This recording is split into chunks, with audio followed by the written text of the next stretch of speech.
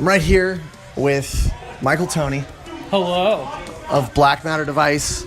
And are you in any other bands? Not currently.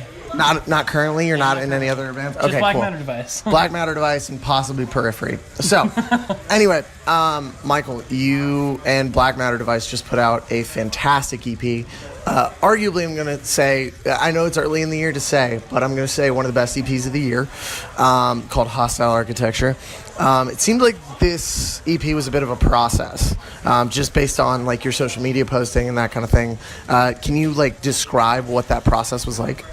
I mean, basically like any music we've written or I've written with any other band, I mean, as far as getting the songs together, like that's, it just happens. But like recording is always just grueling and awful, but I'm happy with how it came out. It was very stressful, but I'm definitely stuttering a lot, but it's good. Yeah, sure. So, well, you did a full length last year called Modern Phonetics, and like just immediately after, it seemed like you were like, oh yeah, we're putting out this EP at some point. And like I remember when Modern Phonetics came out, and I was like, this is fucking good as hell.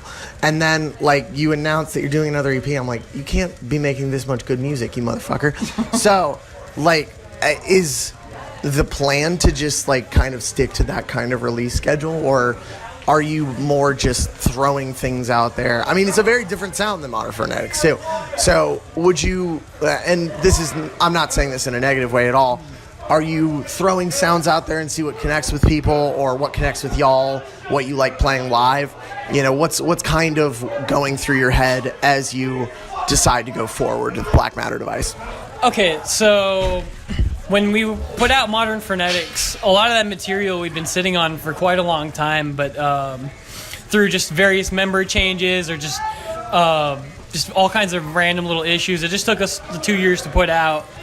And by then we had already written like a little bit of new material, and we had more of an idea of what direction we wanted to go in. And sure, yeah. It was like you're just being like, okay, well the next stuff that comes out is going to be really good, but the next stuff is going to be even better, right?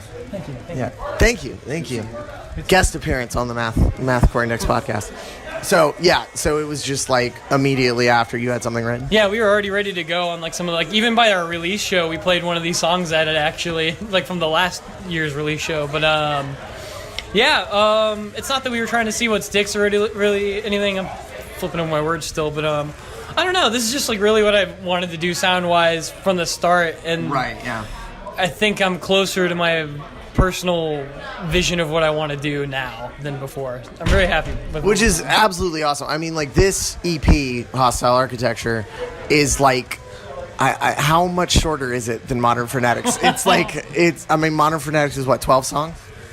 Modern Phonetics, It's 10, right? It's like 10. It's like 10-ish songs. There's like some noise, so it's like not all songs, but right, yeah, sure. Yeah, new release is like 12 minutes, which is much more of what I want to be doing. Right, yeah, 7 songs, 12 minutes, quick, like mouth breather style. Like the second a song's done, you just start up the fucking next one. It's just short, concise. There's no filler. Like, I'm much happier with what we're doing now than what we were doing a year ago. Not to say I'm not proud of Modern Phonetics as well, but like, this is definitely what I'm trying to be doing. Right on. So, I just saw you play, and it seems like you have an amazing scene here in Falls Church, Virginia, and just the surrounding Virginia areas.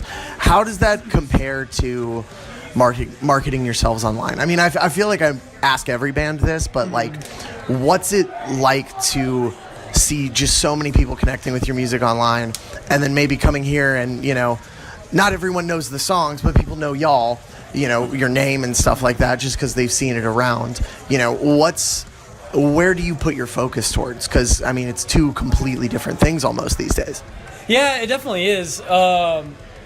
It's hard to get people to connect in real life to what you're doing, but through the power of the internet, even with me standing here with Carson right now, like, the internet brings people together, like, online and offline. And I think I've always been like an online kind of guy, like growing up and like now.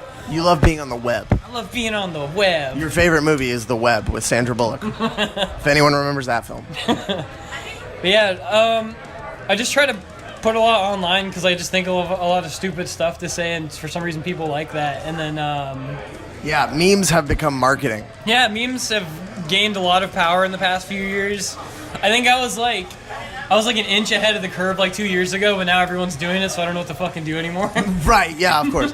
I mean, like, I know those people that were, like, just doing, like, stupid shit videos that, like, and, you know, plenty of the MySpace core bands did that, like, back in the day, and then, like, that died out, and then you got the noise promos with the metalcore bands where it'd just be their logo and then, like, a fucking guitar feedback. Yeah, exactly.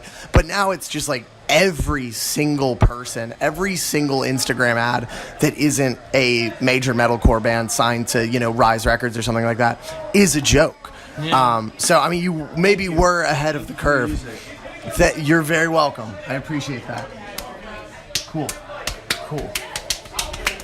Awesome. You have a good night. Safe travels. Y'all as well.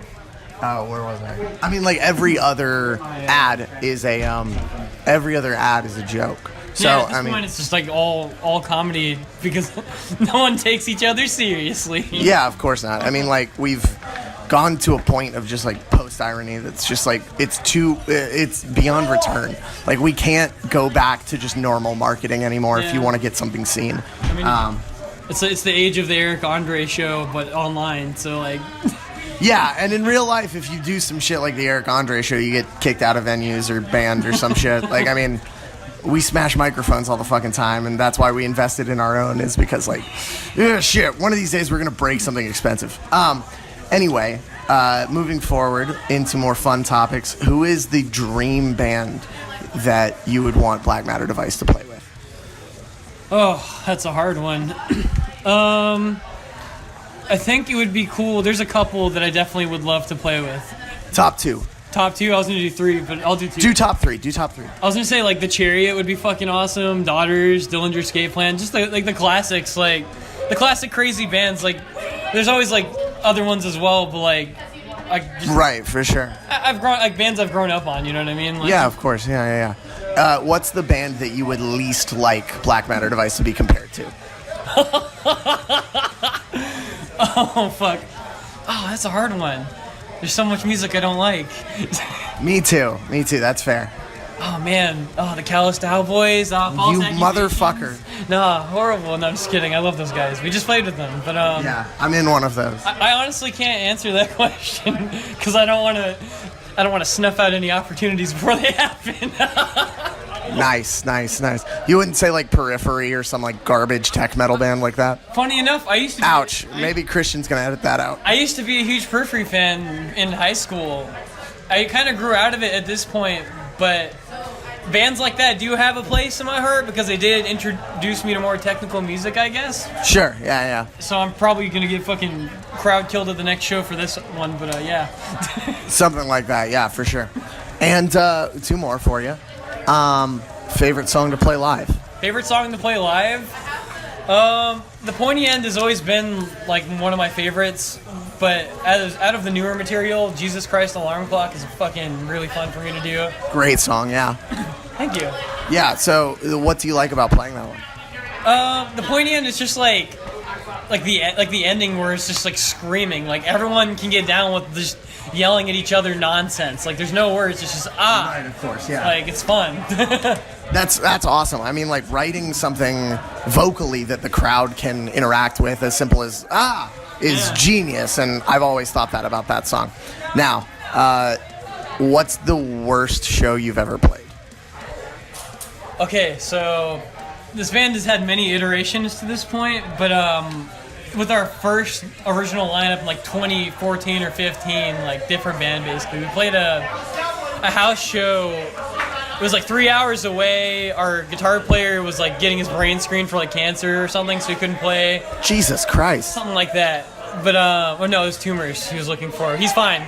But so I ended up playing guitar, and my friend did vocals, even though he had like the flu. And it was this huge packed house show, and then right before our set, the entire audience left, and I like smashed a guitar, and like it was real crazy.